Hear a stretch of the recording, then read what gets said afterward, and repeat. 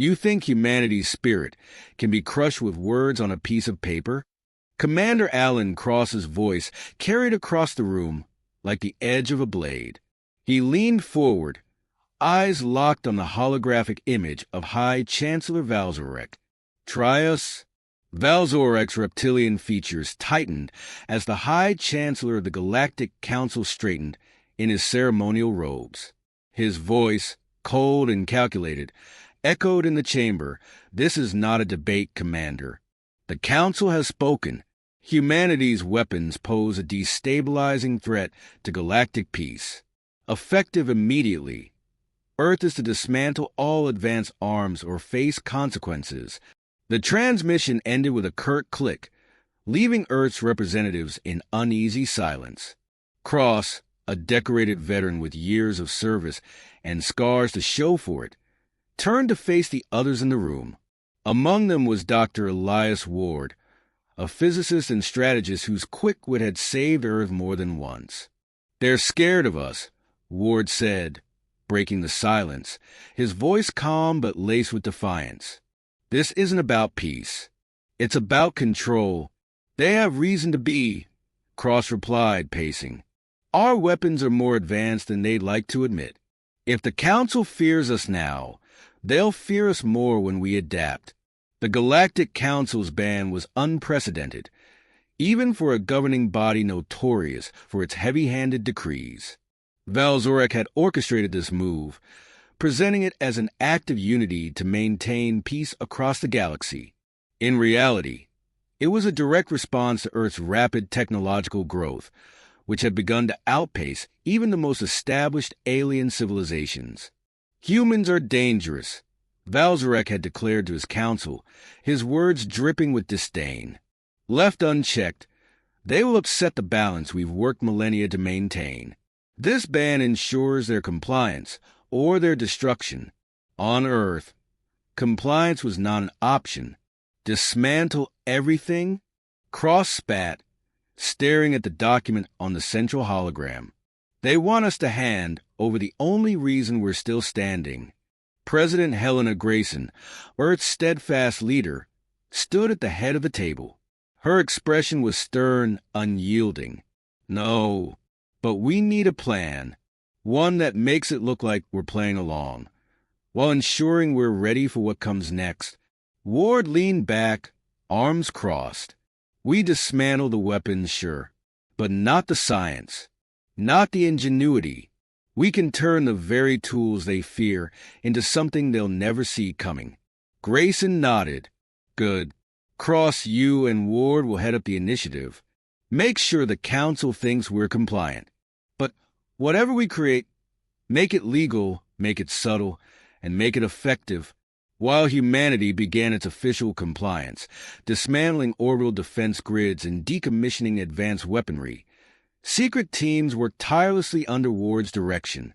Factories that once produced artillery now manufactured high-tech drones, camouflaged as harmless weather instruments. Research into quantum communication was accelerated, allowing near-instantaneous coordination. Even mining lasers were repurposed into silent, devastating traps. Cross, meanwhile, focused on training Earth's military forces. "They've banned our weapons, but they didn't ban our brains or our fists," he told his soldiers. "We don't just fight with steel. We fight with fire in our hearts and ice in our veins." Ward's team also developed psychological strategies, anticipating the Council's overconfidence. "They think the ban makes us defenseless," Ward said in one strategy meeting. "We'll let them think that. Then we'll show them what real innovation looks like." In the Galactic Council's chambers, Valzorek basked in what he perceived as victory. Reports from his spies indicated Earth had begun dismantling its arsenals, and the Council celebrated the apparent compliance. "You see," Valzorek said smugly to his advisors, "humans are predictable. Strip away their toys, and they fall in line like every other species." But beneath his confidence lay unease. The humans' lack of protest was uncharacteristic. Where was their defiance, their famed resilience? He brushed the thought aside. They're cowards, he muttered to himself. Always have been. Back on Earth, Cross stood overlooking a training ground where soldiers ran drills under the shadow of the dismantled orbital cannons. You think this will be enough? Ward asked, stepping beside him. Cross smirked. No, it'll never be enough. That's the point. They think they've defanged us. They're wrong. Ward's expression darkened. They'll come to enforce the ban eventually. Valzoric isn't the type to leave loose ends. Good, Cross said, his tone cold. When they do, we'll remind them why humanity survived every extinction event thrown at us. We'll remind them why the Council was afraid in the first place. The two men shared a grim nod. Around them, humanity prepared. Not with weapons, but with the unyielding determination that had defined their species since the dawn of time. As the first whispers of an approaching galactic fleet reached Earth, Cross addressed his soldiers and engineers. They banned our weapons, but they didn't ban us.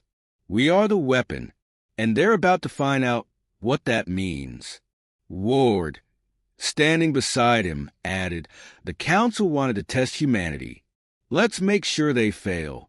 The countdown to humanity's response had begun. Admiral, the humans haven't even scrambled a fleet, Captain Drelvek reported, his voice tinged with disbelief. It's like they'd given up before we arrived. Admiral Kaler Threx stood at the bridge of the Vorzhak, his flagship, peering through the viewport at the pale blue orb that was Earth. His crimson exoskeleton glinted under the bridge's artificial lights, and his compound eyes narrowed in suspicion. Humans don't give up that easily, Threx said, his deep voice resonating across the room. Prepare a forward assault, but keep the fleet in high orbit. I don't want surprises. Yes, Admiral, Drelvek replied, but even he couldn't mask his smug confidence. The Galactic Council's decree had left Earth defenseless, or so they believed. On Earth, Commander Alan Cross stood in a darkened command center deep beneath the Rocky Mountains. His piercing gaze followed the holographic display, tracking the alien fleet's movements. Beside him, Dr. Elias Ward manipulated the interface, analyzing data streams from Earth surveillance systems. They're holding position in orbit, Ward said. Cautious. They're testing the waters. They'll find the water a lot deeper than they expected, Cross replied. He activated his comms, addressing operatives around the globe. Everyone, maintain readiness.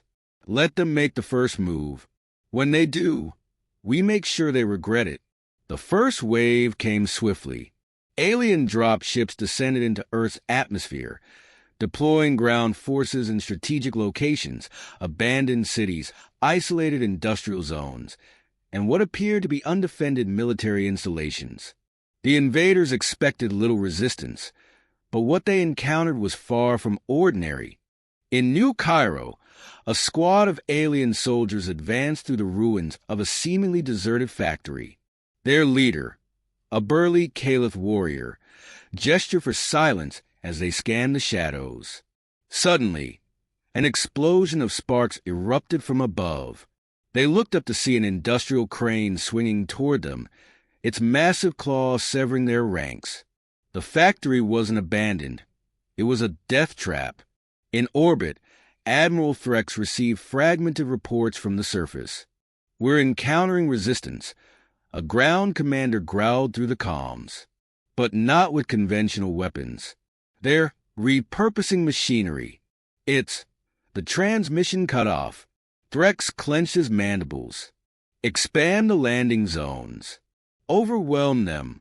But the more they advanced, the more chaotic the reports became. In the jungles of the Amazon, alien troops found themselves lost in a maze of booby traps. Hidden drones disguised as birds dropped miniature explosives with pinpoint precision. In the tundra of Siberia, alien walkers were immobilized by sudden electromagnetic pulses, their pilots forced to flee into the biting cold. This isn't warfare, Threx muttered to himself. It's sabotage. Back in the command center, Cross watched the chaos unfold with grim satisfaction. "They're scrambling," he said, nodding to Ward. Ward grinned. "They came expecting a sword fight. Instead, we gave them a knife in the back. They haven't seen the worst of it yet," Cross replied. The operation's crown jewel was the Iron Web, a system of satellites repurposed into a coordinated defense network.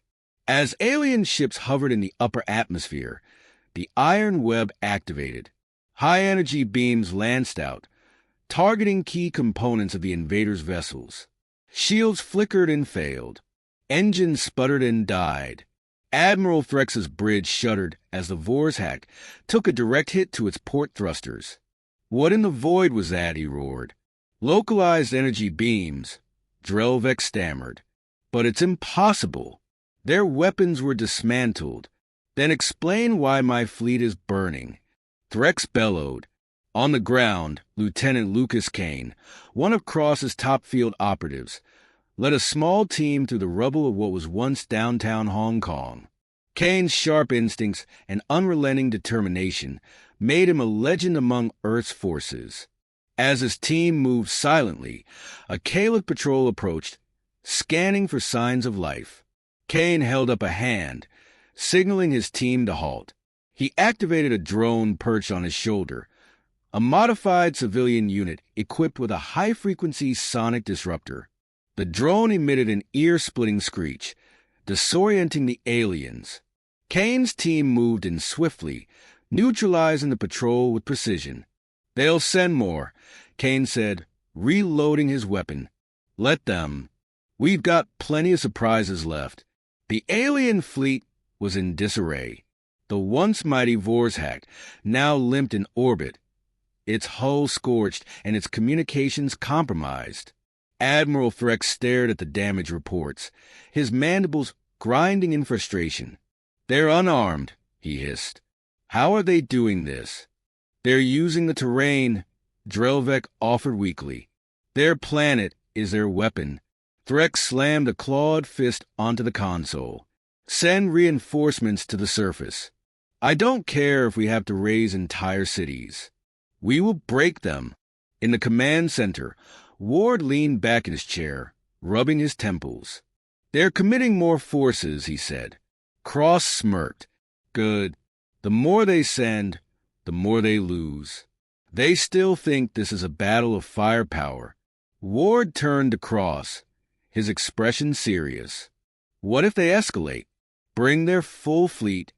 "Then we escalate too," Cross said, his voice ice-cold. "We've turned their arrogance against them. Now we bleed them dry." The second wave of alien forces descended with greater fury, but humanity was ready. The invaders realized too late that Earth wasn't a battlefield. It was a trap. Human ingenuity and adaptability turned every shadow into a threat, every sound into a weapon. The invaders were learning the hard way. Banning Earth's weapons hadn't made them weaker. It had made them unstoppable. And humanity wasn't done yet. "They've doubled their forces on the surface and reinforced their orbital fleet," Dr. Elias Ward reported, his voice strained but resolute. "If they escalate any further, they might deploy planetary bombardments." Commander Alan Cross stood silent for a moment, his eyes locked on the holographic map displaying Earth's ravaged surface. The alien forces were converging on major cities, destroying infrastructure indiscriminately. Cross turned to Ward and spoke with calm intensity. "Elias, it's time. Activate Project Thorn." Ward's fingers hovered over the console. "Once we do this, there's no turning back, Alan. The Council will brand us as a threat to the galaxy. They already have," Cross replied coldly. "Let's show them what that truly means." Above the planet, Admiral Kaler Threx stood in the shattered remains of his flagship's bridge. Fire smoldered around him as sparks rained from exposed conduits. His fleet, once a symbol of Galactic Council supremacy, was now a scattered remnant. But even as his forces faltered, Threx's resolve hardened. "Deploy the dreadnoughts," Threx commanded. reduced their cities to ash. Admiral, their defenses. Captain Drelvek hesitated, glancing nervously at the Admiral. They relied on trickery and sabotage. Threx growled. Let's see their cunning survive against the full force of the Caliph Empire. As alien dreadnoughts descended, humanity unveiled its final gambit. In the Nevada desert, a hidden facility sprang to life. Massive doors slid open, revealing a launch pad that had remained dormant for decades. Rising from the depths was an angular, black spacecraft, the Thorn. Unlike Earth's dismantled weapons, the Thorn was never listed in any treaty or inventory, a relic of humanity's past paranoia. It was a weaponized ship designed for one purpose: to strike fear in any who dared threaten Earth. Inside the ship, Lucas Kane led a hand-picked team of operatives. Kane strapped himself into the command seat, his expression as sharp as the ship's name. System check complete, reported one of his operatives, a wiry technician named Greaves. Engines online.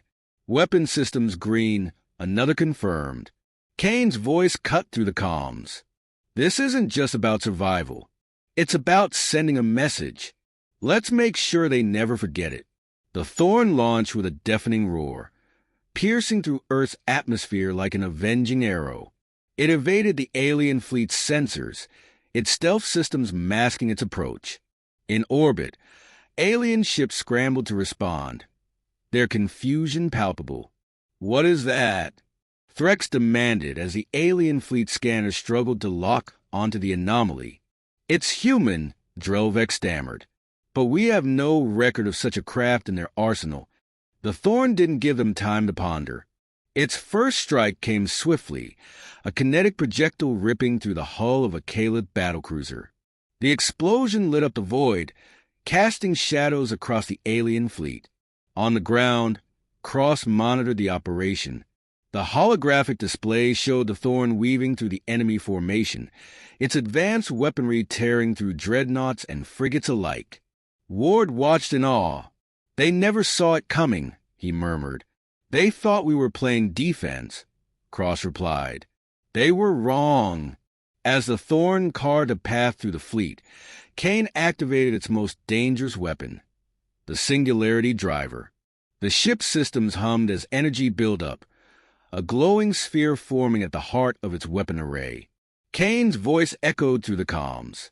Targeting the flagship, the Singularity Driver unleashed its payload, a miniature black hole that engulfed the Vorzhak. The flagship imploded, its remnants spiraling into the abyss.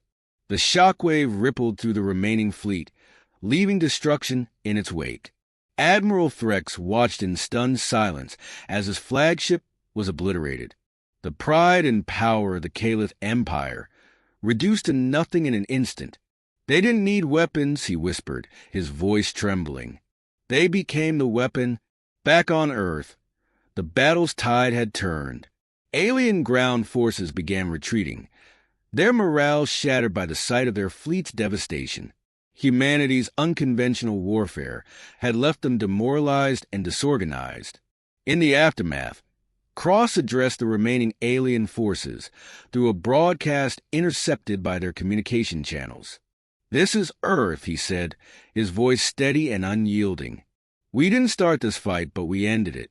Let this be a warning to all who would threaten humanity. We will never bow. We will never break. And we will never forget. The Galactic Council convened an emergency session, their chambers filled with panic and disbelief. The humans violated the treaty, one alien delegate cried.